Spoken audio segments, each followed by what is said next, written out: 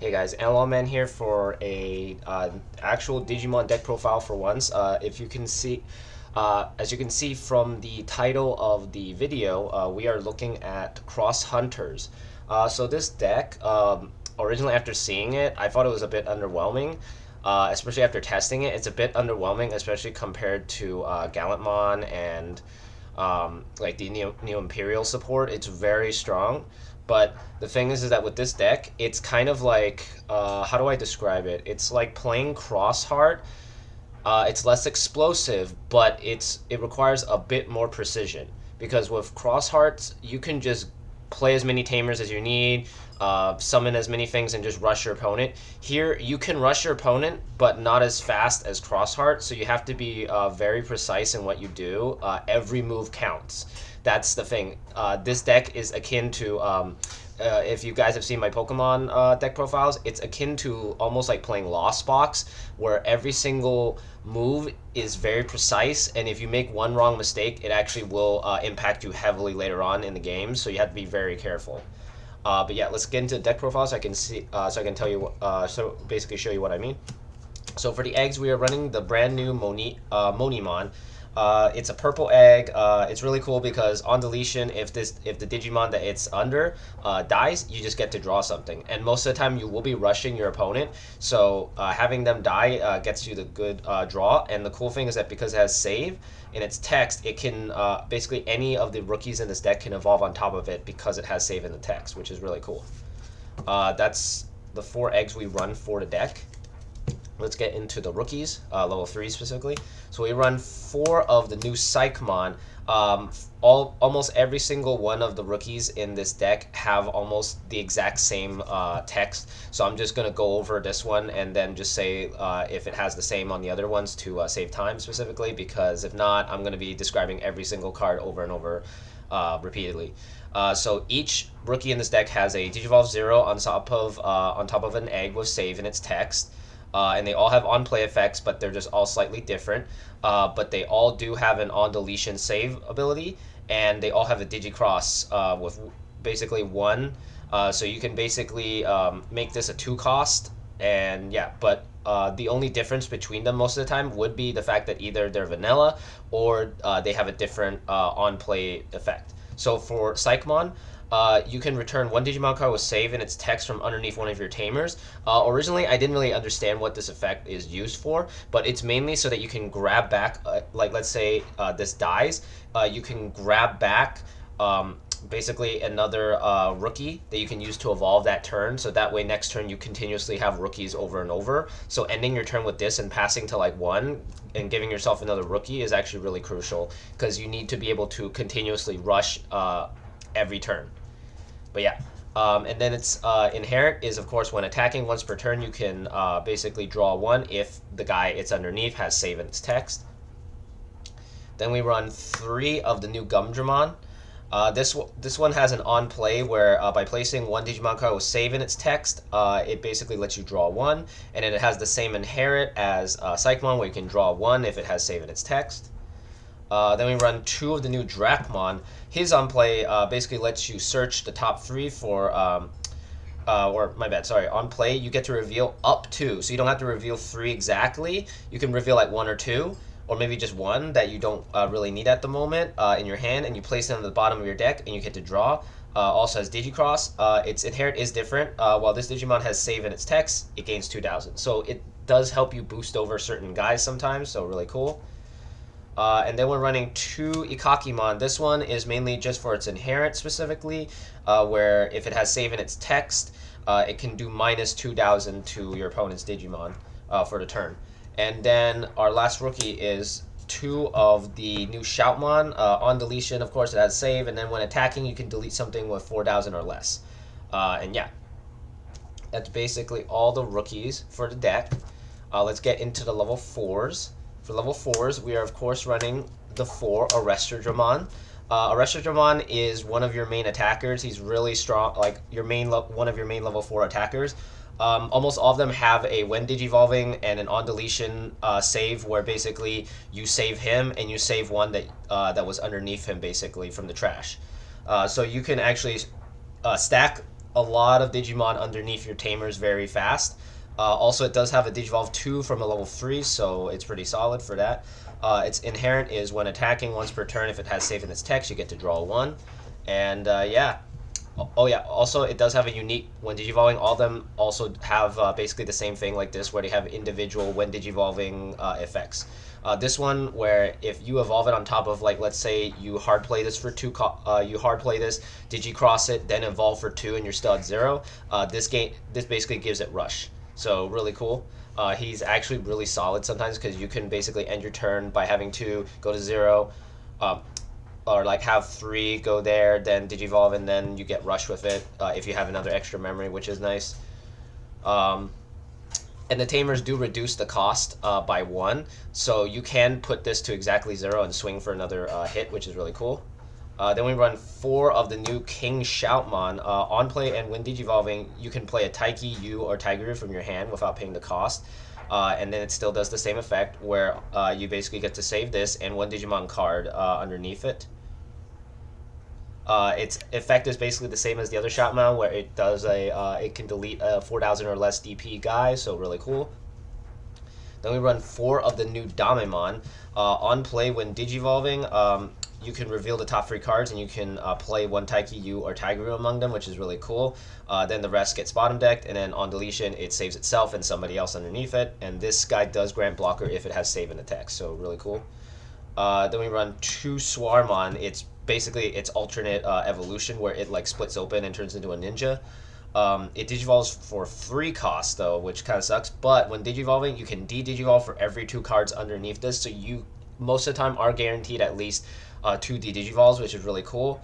And then on deletion, same effect, and then it also has the same effect as the same inherent as Damemon, where it gives a blocker to save, but on the opponent's turn. So yeah.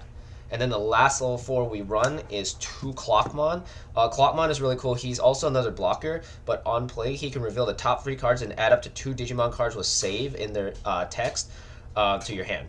And then on deletion, of course, it saves, but its inherent is where it's like giving you the best ability, is that it gives you jamming. If you can equip this onto anything, you're basically guaranteed jamming, and you don't really care if your guy dies or anything, so you're pretty much good no matter what. That's all the level 4s we run. For level 5s, of course, we run the 4 Arrestormon Superior modes. Superior mode is really gross.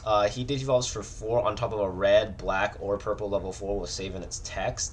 When you digivolve, you can place one of your opponent's level 3 or lower Digimon as the bottom source of one of your opponent's other Digimon. But the cool thing is that for every but for each tamer you have with a different color you have in play, you can add 1 to the maximum number or the maximum level. So basically, if you have like all 3 of the main tamers aside from the Clockman or whatever, you can basically increase this up to level 6. So you can put their level 6 underneath one of their rookies, which is really actually pretty funny, because it's the same effect as Bagramon, but way easier to get off compared to that.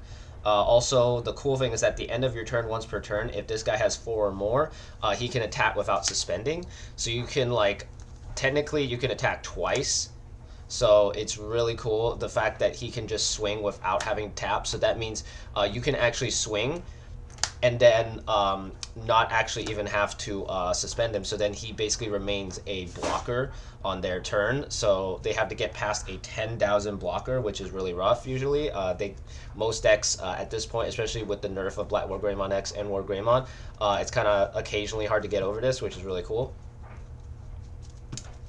Then we have 2 Omni Shoutmons. This guy's really cool. He comes in clutch sometimes. When digivolving, you can choose any number of your opponent's Digimon with a total DP of 4,000 or less, but for every 2, you add another 3,000. So if you make a big enough stat, you can delete a 12,000. Also, if it has 4 or more, it gains an extra security check, and if you combine that with the other tamer, the Clockman, you can check for 3 and basically have jamming with this, and you basically can just like check half their security in like one go. Also, it has the same inherent effect as the other Shoutmons to delete a 4,000 or less DP. Then we run 1 Astamon because he's mainly there to skip into Quartzmon on certain occasions, so really cool. But that's only if you, well, you do get to play level 4, but the main thing is that if it has 4 or more sources, can skip. It can't just auto skip. It has to have 4 or more, and it has the same effect as the Psychmon. So, yep. Then for level 7s, we run 2 Quartzmons. We don't run any level 6s in this build because you honestly don't need to. You need to just skip into this to do damage. Quartzmon is probably going to be the new standard level 7 that a lot of people are going to be running in this format because it's really broken. You can digivolve for 9 on level 5 with saving its text, and then when digivolving, you can suspend all other Digimon and all Tamers. And then for every 2, you gain a memory. I also forgot to mention that Astamon does reduce the cost of this, the evolution for 6, by 3. So it becomes a 3 cost level 7 that suspends everything on the board and gains memory off that. And then all turns, other Digimon and Tamers can't unsuspend except for this guy. So he's really powerful already. And then when attacking, you can suspend one of your opponent's Digimon or Tamers. Then you get to trash your opponent's security for every 5 suspended Digimon or Tamers. So if your opponent overexerted themselves, like against Crossheart, you can potentially just trash all of their security and just swing for a game at that point. So it's kind of like an Omnimon X, but it's a little bit different because it actually depends on specifically how many things are suspended. And then for option cards, we only run 1. We run 1 Overflowing Power. This is mainly to set up with this. You can actually place this underneath a Tamer, and then you can play this to evolve this when it's on the field into this for its cost, which is really cool. But it only comes up in that specific situation, so you run only 1 copy. For Tamers, let me move these up a little bit so I have room. For Tamers, we of course run the 4 of the new Taiki Kudo. Start a main phase, you get to place something underneath and draw a card. It kind of sucks that you don't get memory like the triple Tamer, but that's just how it is. And then this one and all the other Tamers except for the Watchmaker, they all have a generic your turn effect where basically whenever you evolve into a level 4 or higher, or basically whenever you evolve into anything with save in its text, you can tap it to reduce the cost by 1. So these will become 1 cost, basically. This will become a 2 cost. These will become like 3 or 2, depending on how many Tamers you have. And the only uniqueness between them is their first effect. Like, for example, the 3 Tigers that we run, this one sets your memory, but it has the exact same effect as Taiki's secondary your turn effect. Same with you, but his start of main phase, you get to place something underneath and you get to give plus 2,000 to a guy. So in conjunction with Dracmon, you can give anything plus 4,000, which will boost this to 14, boost this to 11, possibly boost this to 19 if you're evolving into it. Then the last Tamer we run is the Watchmaker, because on play you can look at the top 3 and you can add a Digimon with save in its text and 1 card with Hunter. So you basically get to add any of these Tamers and any of the Digimon here that have save in their text, which is really cool. And then if you have 4 or more Tamers in play, which does include him, you can tap him and basically gain an extra security check. So in conjunction with this or this, you're basically trashing their security or just going really hard and taking out their entire security in 1 move. But yeah, that's basically how the deck is. As I mentioned in the beginning of the video, this deck is not as like free as Crossheart. Crossheart, you can just keep slamming down Tamers and they'll benefit you. But here you have to be very precise in how you set up everything. Once you set up like maybe 2 or 3 Tamers, you should be good. But at the same time, you still have to be careful about what you digicross and what you hard play. Because if you just kind of just play it randomly, you will lose the match. You have to be very precise about what you do and what your next combo is next turn. You have to basically prepare for the next turns and how you're going to basically take down their Digimon and their security at the same time. So you have to be really careful about how you do it. Usually your main goal is to get into Quartzmon or go into superior mode to basically punch for a game, but sometimes that's not really an option, so you have to like figure out how to rush them enough to the point where you can get the game basically, because there are still a lot of single stack decks and they are very fast, so you have to be able to keep up with them and all the other save decks like Dark Knight, Crossheart, and Blue Flare. So you have to be very careful about how you do it. But aside from that, if you can accomplish that, this deck is very strong, it's very powerful, it's very consistent. You will see what you need whenever you draw. Like, this is basically Crossheart's consistency mixed with like maybe the precision of like blue flare, how it works, because you have to be very careful what you do because you have less resources compared, because the difference is that since we don't have the triple tamer to give us memory, we have to get out Tiger as soon as possible, and then we have to get the Taikis out as soon as possible to continually draw, because if we do not have a draw engine, this deck basically dies at that point. But aside from that, the deck is very solid, very powerful, and honestly, I feel like it will be in tier one, but you have to be very skilled to play it. It's not like, as I mentioned, it's not like Crossheart. You have to be very it's very skill heavy. But aside from that, very solid deck. And yeah, this is my template for it so far that I have. I might end up making changes later on, depending. But for now, this feels very solid. It feels like it works. It works properly at least. I'm consistently seeing what I need. Now that I have a better handle on it, I do see more of what I need half the time compared to when I didn't know what to do, basically. But yeah. Anyway, like, comment, subscribe. Let me know what you thought of this video. And as I mentioned a lot of times, this is a template for you to use to modify to your own way of playing. And everybody has a different way of doing it. This is how I want the deck to work.